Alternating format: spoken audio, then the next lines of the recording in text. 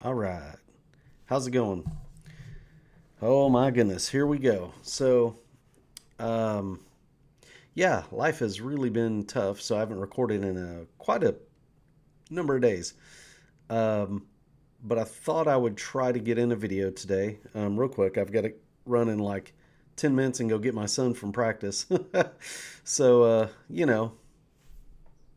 I mean, that's just the way it is. So I'm like, I'm going to fit it in where I fit it in. Um, Thank you to anyone that watches this video, gets anything out of it. Appreciate that. So let's run roughshod over a few things. Um, and this will be very quick, so I'm not going to super duper elaborate on every single thing. Um, so, first off, cases. HAVN is working on a case. This is the BF360. They made a really like a bigger case. It was called, I think, like, what was it, BF420 or something. It was a giant case, very complex, very expensive. This case may not be like a cheapie. It may be, there may be a little cost to it, but and I think they're still playing around with how much it'll cost. The I think it looks nice. Like it actually kind of has a nice simplistic look. It's sort of what I like about fractal cases is the way like my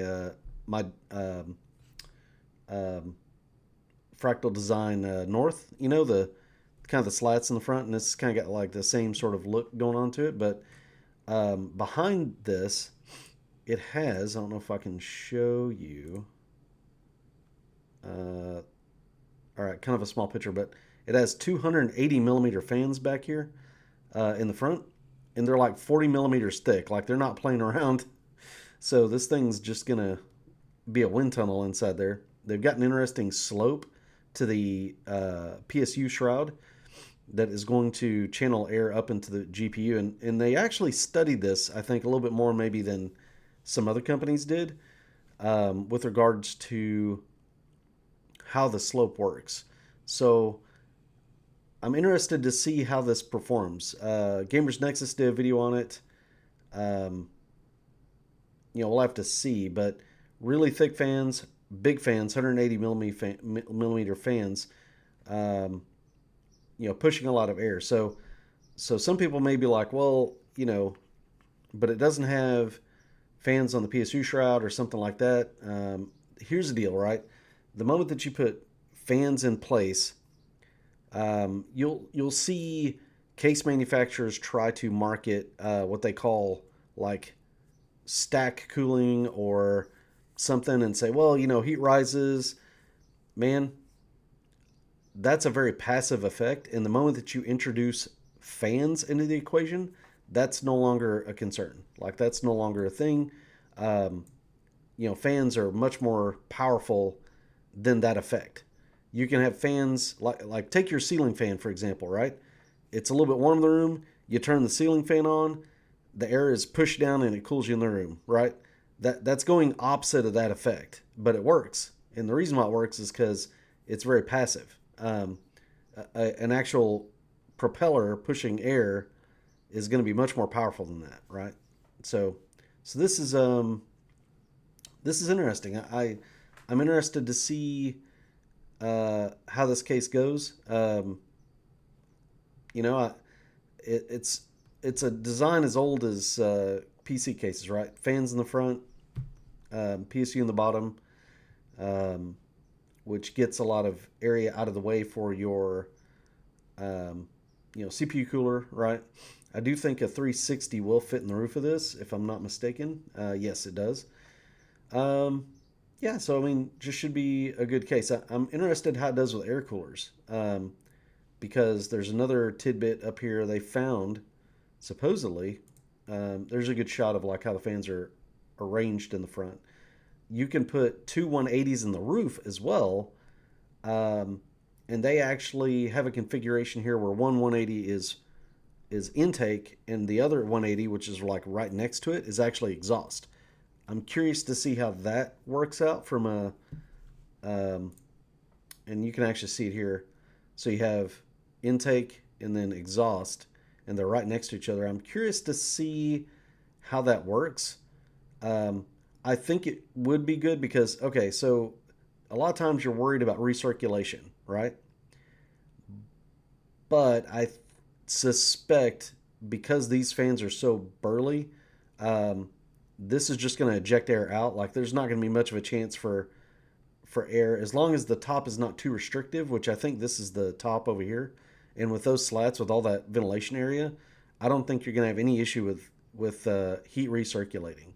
If it is, it's going to be really minor um, from that standpoint. I think this fan is just going to there's going to be too much CFM and it's just going to eject hot air right out the top of the case, and you're not going to have a problem with this fan pulling in any of the air being ejected out of here. Like it will, but it's, I mean, it'll be cool. The way as quickly as it's going to move out of there and get ejected, it's going to not be that hot anyway. So, be interested to see. It sounds like they've done like some testing from what Gamers Nexus said. So, overall, interesting case. Um, I kind of am. I like, ooh, I've got a AIO and stuff like that. But sometimes, man, I just want to get back to a good old air cooler. And maybe this is the kind of case, if you're thinking like me, that you could do that and really have potentially some nice performance anyway. Um, so yeah, thought that was interesting. Moving on, NVIDIA is releasing an RTX 5050. Do not buy. Waste of sand, in my opinion. Like I can't even. Why? I don't. I don't get it, guys. I don't get it. This thing. No, no. Haven't really been super over the moon for Blackwell to begin with. And this, I mean, the 5060 is pretty Yawnsville, I think, in a way. And this is like the just yay, it's coming. I don't know. Maybe I'll look at some benchmarks for it, but I am not expecting to be impressed in the slightest by this. So there's that then. Speaking of air cooling, Montech is coming out with these air coolers. I think they're trying to kind of get into the affordable air cooling with Thermalright. I don't know why they would want to compete with Thermalright. There's no way Thermalright makes a ton of money. I mean, they have great stuff for the price, right? That's Thermalright's whole thing. I just think I'm like, that's a bold move to try and compete with Thermalright, but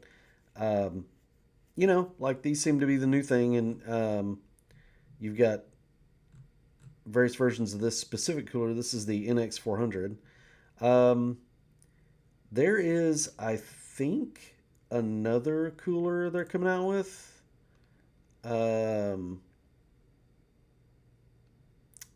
Static pressure airflow. Woo. There's another one, unless this is it, that has like a thicker fan on it. Maybe this is it, actually. Yeah, that looks like a pretty beefy fan. Wonder if can I get any specs? Whoa. Specificaciones. Or wait, I bet if I scroll down, it'll brag about how big the dang fan is. It'll be like, this fan is so big. No, it doesn't. Wow, that's kind of surprised. A little bit. A little bit. Let's go specs. 2000 RPM. Cool. Dimensions. They don't even talk about this fan. That's crazy. Which tells me maybe it's not all that big a deal. But I think, or at least thought, this is like a 30 mil thick fan. So what we're seeing is a lot of fan makers, apologies. A lot of cooler makers, case makers. Everybody's starting to experiment with the fans now. That seems to be the push. So you're going to see thicker fans, not necessarily just bigger fans, which I think is good. Fantech's kind of really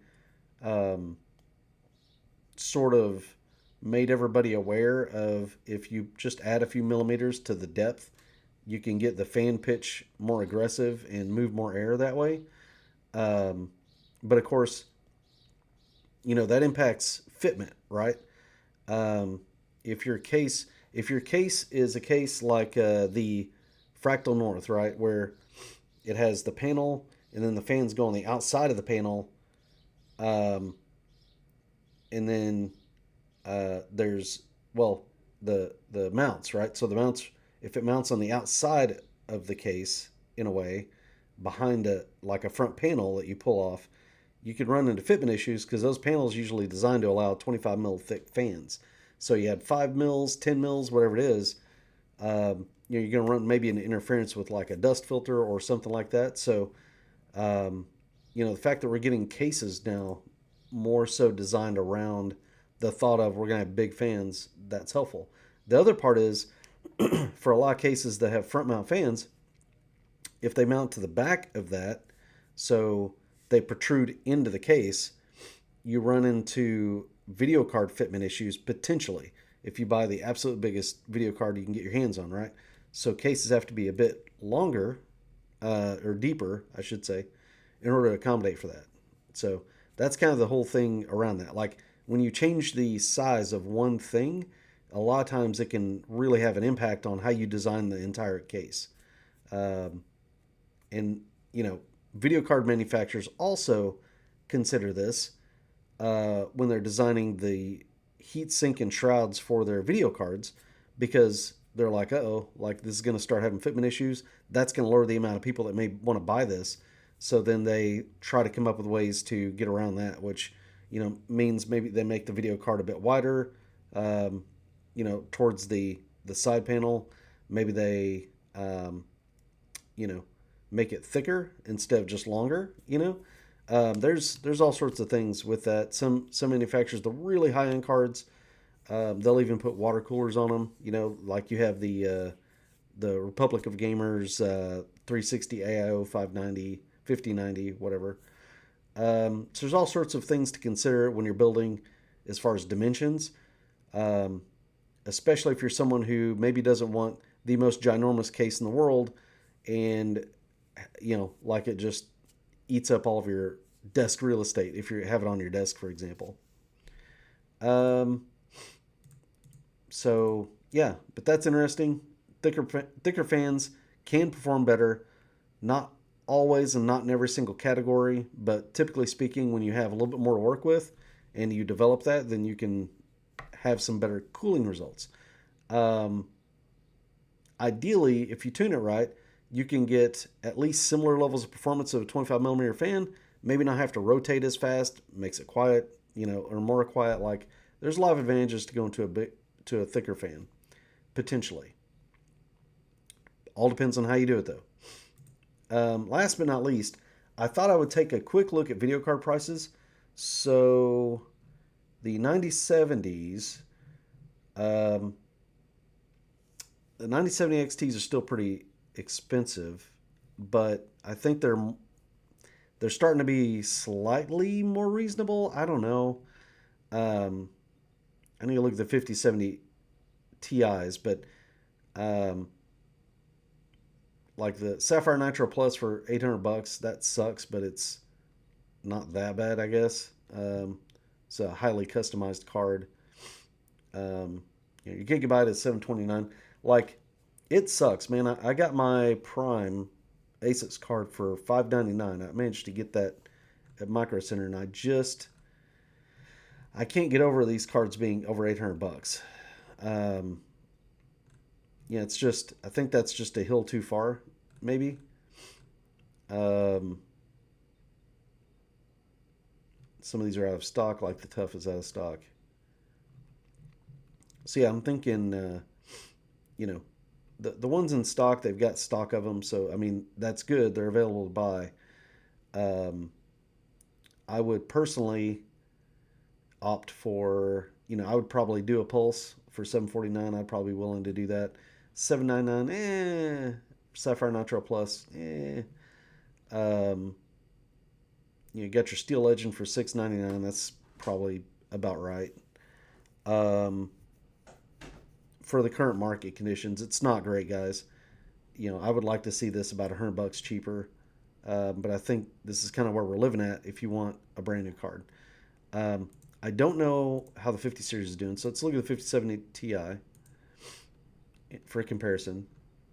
Yeah, Jesus Christ. Nope. Negative. AMD all the way. Yeah. I don't care about what issues it may have or whatever. I'm not paying $900 for this card. Like, this is a just ridiculous deal. Um, so yeah, yeah. So I'm sorry. I'm just not gonna. I'm sure it'll work perfectly fine. Probably. Um, I've heard Nvidia's drivers are having a little bit of trouble. It almost feels like Nvidia's just packing it in on the graphics cards. Like for gaming. I don't think they give a rip. I really don't. It's now the small beans um, um, compared to their AI business and um, server business. So I really don't think they care. But I would not pay a grand for this card in any market. So what's the 80 then? If this is this much, um,